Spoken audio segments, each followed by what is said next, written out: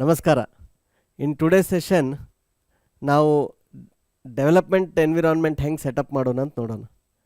ನೀವು ಯಾವುದೇ programming language ಕಲಿಬೇಕಂದ್ರು ಅಥವಾ ನೀವು ಏನೋ ಪ್ರೋಗ್ರಾಮಿಂಗ್ ಮಾಡಬೇಕಂದ್ರು ನಿಮ್ಮ ಲ್ಯಾಪ್ಟಾಪ್ ಒಳಗೆ ನಿಮ್ಮ ಪಿ ಸಿ ಒಳಗೆ ಅದರದ್ದು ಡೆವಲಪ್ಮೆಂಟ್ ಎನ್ವಿರಾನ್ಮೆಂಟ್ ಸೆಟಪ್ ಮಾಡೋದು ತುಂಬ ಅವಶ್ಯಕತೆ. ಮಿನಿಮಲಿಸ್ಟಿಕ್ ಆಗಿ ನಿಮಗೆ ಆ್ಯಸ್ ಅ ಲರ್ನರ್ ಅಥವಾ ಆ್ಯಸ್ ಅ ಬಿಗಿನರ್ ಏನು ಬೇಕಲ್ಲ, ದ್ಯಾಟ್ ಸೆಟಪ್ ಈಸ್ ಡಿಫರೆಂಟ್. ನೀವು ನಾಳೆ ಕಂಪ್ನಿ ಜಾಯಿನ್ ಆದಮ್ಯಾಗ ಅಲ್ಲಿ ಅವ್ರು ಏನು ಯೂಸ್ ಮಾಡ್ತಾರಲ್ಲ ಆ ಟೂಲ್ಸು ಅದು ಬೇರೆ ಆಗಿರ್ಬೋದು. ಉದಾಹರಣೆಗೆ ನೀವು ಆ್ಯಸ್ ಅ ಸ್ಟೂಡೆಂಟ್ ನೀವು ಈಗಿನ ಕೋಡಿಂಗ್ ಕಲಿಯಾಗ್ತೀರಿ, ನೀವಿನ ಬಿಗಿನರ್ ಅದೀರಿ, ಅವಾಗ ಆದಷ್ಟು ನಿಮ್ಗೆ ಲೆಸ್ ಕಾಂಪ್ಲಿಕೇಟೆಡ್ ಟೂಲ್ ಹೇಳ್ಕೊಡ್ತಾರೆ ಎಲ್ಲ ಕಡೆ.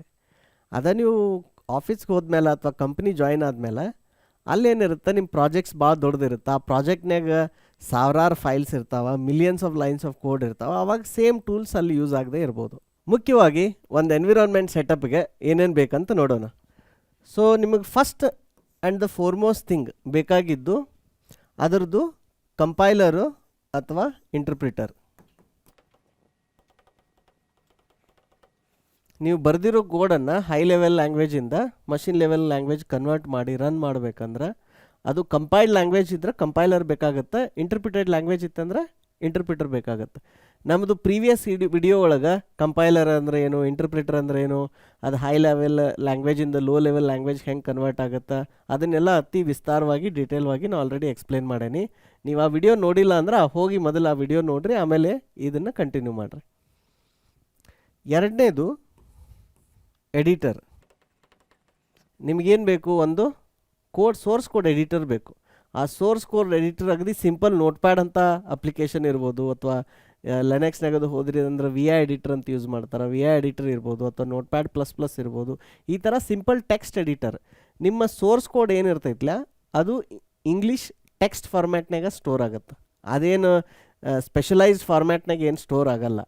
ನೀವು ಬರೆದಿರುವಂಥ ಸೋರ್ಸ್ ಕೋಡಕ್ಕೆ ಆ ಫೈಲ್ಗೆ ಬೇರೆ ಬೇರೆ ಎಕ್ಸ್ಟೆನ್ಷನ್ ಇರ್ತೈತಿ, file extension. For example Python ಇತ್ತಂದ್ರೆ ಅದಕ್ಕೆ .py ಅಂತ ಇರ್ತೈತಿ, ಜಾವಾ ಇತ್ತಂದ್ರೆ .java ಅಂತಿರುತ್ತೆ, ಆಮೇಲೆ .c ಇತ್ತಂದ್ರೆ .c ಅಂತಿರುತ್ತೆ, ಇಲ್ಲ CPP ಅಂತಿರುತ್ತೆ.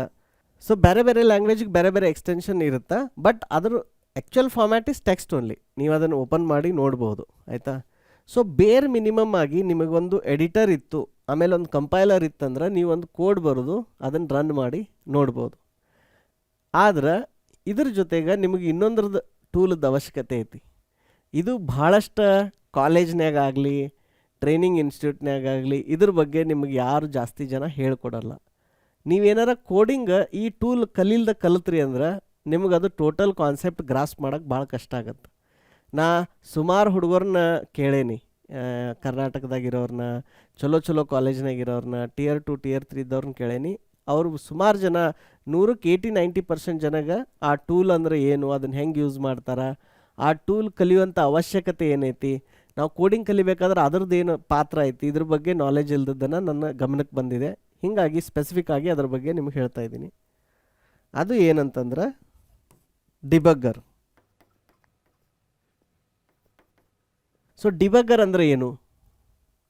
ಡಿಬಗ್ಗರ್ ಏನು ಮಾಡುತ್ತೆ, ನಿಮ್ಮ ಕೋಡನ್ನು ಸ್ಲೋ ಆಗಿ ಒಂದೊಂದು ಸ್ಟೆಪ್ ರನ್ ಮಾಡೋಕ್ಕೆ ಹೆಲ್ಪ್ ಮಾಡುತ್ತೆ. ನಿಮಗೆ ಅವಾಗ ಎಕ್ಸಾಕ್ಟಾಗಿ ನಿಮಗೆ ಬರೆದಿರುವಂಥ ಕೋಡು ಕಂಪ್ಯೂಟರ್ ಒಳಗೆ ಹೆಂಗೆ ಎಕ್ಸಿಕ್ಯೂಟ್ ಆಗುತ್ತೆ, ಅದನ್ನು ನಿಮ್ಮ ಕಂಪ್ಯೂಟರ್ ಯಾವ ಥರ ಎಕ್ಸಿಕ್ಯೂಟ್ ಮಾಡುತ್ತೆ, ಕಂಟ್ರೋಲ್ ಎಲ್ಲಿಂದ ಎಲ್ಲೆಲ್ಲಿ ಶಿಫ್ಟ್ ಆಗುತ್ತೆ, ಎಲ್ಲೆಲ್ಲಿ ಲೂಪ್ ಹೆಂಗಾಗುತ್ತೆ, ಅದನ್ನು ನೀವು ವಿಜುವಲಿ ನೋಡ್ಬೋದು. ನೀವು ಯಾವಾಗ ಅದನ್ನು ವಿಜುವಲಿ ನೋಡ್ತಿರಲ್ಲ ನಿಮ್ಗೆ ಅವಾಗ ಮೈಂಡ್ನಾಗ ಆ ಅಂಡರ್ಸ್ಟ್ಯಾಂಡಿಂಗ್ ಬರೋಕ್ಕೆ ಶುರು ಆಗುತ್ತೆ. ಏನಂದರೆ ಈ ಥರ ಕೋಡ್ ಬರೋದ್ರೆ ಈ ಥರ ಎಕ್ಸಿಕ್ಯೂಟ್ ಆಗುತ್ತೆ ಅಂತ ಅಂಡರ್ಸ್ಟ್ಯಾಂಡಿಂಗ್ ಬರೋಕ್ಕೆ ಶುರು ಆಗುತ್ತೆ. So that is why the third important tool is debugger. ಇದಾದಮೇಲೆ ಈ ಎಡಿಟರ್ ಏನದಾವಲ್ಲ ಇದ್ರ ಜೊತೆಗೆ ಇನ್ನೊಂದು ಏನು ಬರುತ್ತೆ ಅಂದ್ರೆ ಪ್ರಾಜೆಕ್ಟ್ ಸೆಟ್ಟಿಂಗ್ ಅಂತಂದು. ಅಂದ್ರೆ ನೀವು ಯಾವಾಗಲೂ ಸಾಫ್ಟ್ವೇರ್ ಡೆವಲಪ್ ಮಾಡುವಾಗ ಬರೀ ಒಂದೇ ಫೈಲ್ ಬರೋದು ರನ್ ಇರಲ್ಲ, ಅದರೊಳಗೆ ಭಾಳಷ್ಟು ಫೈಲ್ ಹಾಕಿರ್ತೀರಿ. ಸೋರ್ಸ್ ಕೋಡ್ ಇರುತ್ತೆ, ಬೇರೆ ಲೈಬ್ರರೀಸ್ ಇರ್ತಾವೆ, ಇಮೇಜಸ್ ಇರ್ತಾವೆ, ಎಲ್ಲ ಇರ್ತಾವೆ. ಸೊ ಅದನ್ನು ಎಲ್ಲನೂ ನೀವು ಹೆಂಗೆ ಮ್ಯಾನೇಜ್ ಮಾಡ್ತೀರಿ, ಆ ಫೈಲ್ ಹೆಂಗೆ ಆರ್ಗನೈಸ್ ಮಾಡ್ತೀರಿ, ಅದನ್ನ ಹೆಂಗೆ ಬಂಡಲ್ ಮಾಡ್ತೀರಿ, ಅದಕ್ಕೆ ಏನಂದ್ರೆ ಪ್ರಾಜೆಕ್ಟದ ಅವಶ್ಯಕತೆ ಇರ್ತೈತಿ. So then another thing is project. So ಇವೆರಡು ಏನದಾವಲ್ಲ these are all specialized features. So ಅದಕ್ಕೆ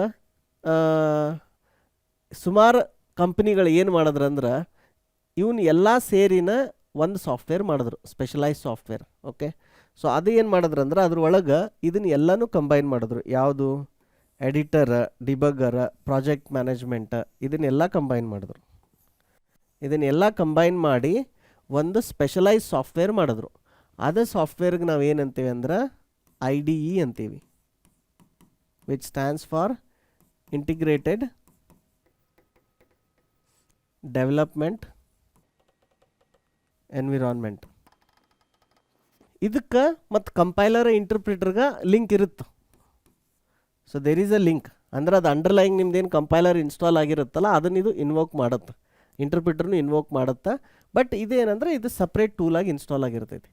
ಇದು ಇಷ್ಟು ಅಲ್ಲದೆ ಇದ್ರ ಜೊತೆಗೆ ನೀವು ಯಾವಾಗ ಕಂಪೈಲರ್ ಇಂಟರ್ಪ್ರಿಟರ್ ಇನ್ಸ್ಟಾಲ್ ಮಾಡ್ತೀರಾ ಇದ್ರ ಜೊತೆಗೆ ಏನಾಗುತ್ತೆ, ಇನ್ನೊಂದನ್ನು ಇನ್ಸ್ಟಾಲ್ ಆಗುತ್ತೆ, which is the fifth thing, which is standard libraries ಅಥವಾ ಸ್ಟ್ಯಾಂಡರ್ಡ್ ಲಿಬ್ಸ್ ಅಂತೀವಿ. ನೀವು ಯಾವಾಗ ಕಂಪೈಲರ್ ಇಂಟರ್ಪ್ರಿಟರ್ ಇನ್ಸ್ಟಾಲ್ ಮಾಡ್ತೀರಿ ಅದ ಪ್ಯಾಕೇಜ್ ಜೊತೆನ ನಿಮ್ಮ ಸಿಸ್ಟಮ್ಗೆ ಸ್ಟ್ಯಾಂಡರ್ಡ್ ಲೈಬ್ರರೀಸೂ ಬಂದುಬಿಡ್ತಾವೆ. ಸೊ ನೀವು ಫೈಲ್ ಆಪ್ರೇಷನ್ಸ್ ಇರ್ಬೋದು, ಟೈಮ್ ಆಪ್ರೇಷನ್ಸ್ ಇರ್ಬೋದು, ಇನ್ಪುಟ್ ಔಟ್ಪುಟ್ ಇರ್ಬೋದು, ಅದನ್ನೆಲ್ಲನೂ ನೀವು ಸ್ವಂತ ನೀವೇ ಕೋಡ್ ಬರೆಯೋ ಅವಶ್ಯಕತೆ ಇಲ್ಲ. ಆ ಕೋಡಿಂಗ್ ಲ್ಯಾಂಗ್ವೇಜದ್ದು ಏನು ಸ್ಟ್ಯಾಂಡರ್ಡ್ ಲೈಬ್ರರಿ ಇರುತ್ತಲ್ಲ ಅದನ್ನ ಯೂಸ್ ಮಾಡಿ ಬರೀತೀರಿ. ಸೊ ಹೀಗಾಗಿ ಅದು ನಿಮ್ಗೆ ಇದ್ರ ಜೊತೆ ಬಂದ್ಬಿಡುತ್ತೆ. This is the fifth thing. But ಇವೆರಡು ಏನಂದ್ರೆ ಎರಡು ಒಟ್ಟಿಗೆ ಬರ್ತಾವೆ. ಆಮೇಲೆ ಪೈಥಾನ್ ಅಂತ ಕೆಲವೊಂದು ಲ್ಯಾಂಗ್ವೇಜ್ನಾಗ ಅದ್ರ ಜೊತೆಗೆ ಏನು ಡಾಕ್ಯುಮೆಂಟೇಷನು ಬರುತ್ತೆ. ಸೊ ಪೈಥಾನ್ದು ಡಾಕ್ಯುಮೆಂಟೇಷನ್ನು ಇದೇ ಪ್ಯಾಕೇಜ್ ಜೊತೆನ ನಿಮ್ಮ ಸಿಸ್ಟಮ್ದೊಳಗೆ ಇನ್ಸ್ಟಾಲ್ ಆಗಿಬಿಡುತ್ತೆ. ಸೊ ಹೀಗಾಗಿ ನೀವು ಏನೋ ಒಂದು ಲ್ಯಾಂಗ್ವೇಜ್ ಕಲಿಯುವಾಗ ನೀವು ಫಸ್ಟ್ ಏನು ಮಾಡ್ಬೇಕಂತಂದ್ರೆ ಯುವರ್ ಫಸ್ಟ್ ಟಾಸ್ಕ್ ಏನಪ್ಪ, you have to first find which compiler to use. Compiler ಅಥವಾ ಇಂಟರ್ಪ್ರಿಟರ್ ಇದು ಯಾವ್ದು ಯೂಸ್ ಮಾಡಬೇಕು ಆ ಲ್ಯಾಂಗ್ವೇಜಿಗೆ. ಇದನ್ನೇನಂತಂದ್ರೆ ಇದು ಇವಾಲ್ವ್ ಹಾಕ್ಕೊಂತಿರ್ತೈತಿ. ಅಂದ್ರೆ ನಾ ಕಾಲೇಜ್ನಾಗ ಕಲಿಯುವಾಗ ಏನಿತ್ತಲ್ಲ ಅದು ಬೇರೆ ಇತ್ತು, ಈಗ ಬೇರೆ ಐತಿ, ಚೇಂಜ್ ಹಾಕ್ಕೊಂತೈತಿ. ಓಕೆ, ನೀವು ಹೀಗಾಗಿ ನಾ ಈಗ ವಿಡಿಯೋ ಮಾಡೇನಿ, ಈ ವಿಡಿಯೋ ಇದೇ ವರ್ಷ ನೋಡತ್ತಿದ್ರಿ ಅಂದ್ರೆ ಏನಾಗ್ತೈತಿ, ಇದು ರಿಲೆವೆಂಟ್ ಇರ್ತೈತಿ. ಸೇ ಈಗ ನಾ ವಿಡಿಯೋ ಈಗ ಮಾಡಿದ್ದನ್ನು ನೀವು ಇನ್ನು 2 ವರ್ಷ 3 ವರ್ಷ ಅಥವಾ 5 ವರ್ಷ ಬಿಟ್ಟು ನೋಡುವಾಗ ನಾ ಈಗೇನು ಎಕ್ಸ್ಪ್ಲೇನ್ ಮಾಡತ್ತೀನಿ ಈ ಟೂಲ್ಸ್ಗಿಂತನೂ ಇನ್ನೂ ಅಡ್ವಾನ್ಸ್ ಟೂಲ್ಸ್ ಬಂದಿರ್ಬೋದು ಅಥವಾ ಇನ್ನೂ ಚಲೋ ಕಂಪೈಲರ್ ಬಂದಿರ್ಬೋದು. ಸೊ ಈ ಮಾಹಿತಿ ಏನಂದ್ರೆ ಟೈಮ್ ಸೆನ್ಸಿಟಿವ್ ಮಾಹಿತಿ, ಇದು ಔಟ್ಡೇಟೆಡ್ ಆಗುತ್ತೆ. ಆಯಿತಾ? ಅದಕ್ಕೆ ನಾನು ನಿಮ್ಗೆ ಏನು ಮಾಡ್ತೇನೆ ಅಂದ್ರೆ ಒಂದು ಟೆಕ್ನಿಕ್ ಕಲಿಸ್ಕೊಡ್ತೀನಿ. ನೀವು ಈಗಾರ ಮಾಡಿರಿ, ಇನ್ನು 5 ವರ್ಷ ಬಿಟ್ಟು ಮಾಡಿರಿ, ಯಾವಾಗಾದರೂ ಮಾಡಿರಿ, ಅದನ್ನು ಹೆಂಗೆ ಮಾಡಬೇಕು ಅಂತ ನಿಮ್ಗೆ ಹೇಳ್ಕೊಡ್ತೀನಿ. So first finding the compiler, second find the right IDE. Okay, find the right IDE, integrated development environment. ಇದನ್ನು ಹೆಂಗೆ ಹುಡುಕಬೇಕು, ಅದನ್ನು ಹೆಂಗೆ ಅರ್ಥ ಮಾಡಬೇಕು, ಅದನ್ನು ಹೆಂಗೆ ಇನ್ಸ್ಟಾಲ್ ಮಾಡ್ಕೋಬೇಕು ಅಂತ ನಿಮ್ಗೆ ನಮ್ಮದು ಲ್ಯಾಪ್ಟಾಪ್ದೊಳಗೆ ನಾನು ಲೈವ್ ಆಗಿ ತೋರಿಸ್ತೀನಿ. And I will show it for all the languages, Python, Java, C ಮೂರಕ್ಕೂ ತೋರಿಸ್ತೀನಿ. ಮತ್ತು ಮೋರ್ ದೆನ್ ಒಂದು IDE wherever it is possible ಅದನ್ನು ತೋರಿಸ್ತೀನಿ. ಸೊ ನಾನು ನಿಮ್ಗೆ ಏನು ಹೇಳ್ಕೊಡಾಕ್ತೀನಿ ಅಂದ್ರೆ ಇದು ರಿಕ್ವೈರ್ಡ್ ಸಾಫ್ಟ್ವೇರ್ ಐತಿ. ಈ ರಿಕ್ವೈರ್ಡ್ ಸಾಫ್ಟ್ವೇರ್ ನಾವು ಹೆಂಗೆ ಹುಡುಕಿ ಹೆಂಗೆ ಇನ್ಸ್ಟಾಲ್ ಮಾಡಿ ಟೆಸ್ಟ್ ಮಾಡಬೇಕು ಆ ಸ್ಕಿಲ್ ಕಲಿಸ್ತಿದ್ದೀನಿ.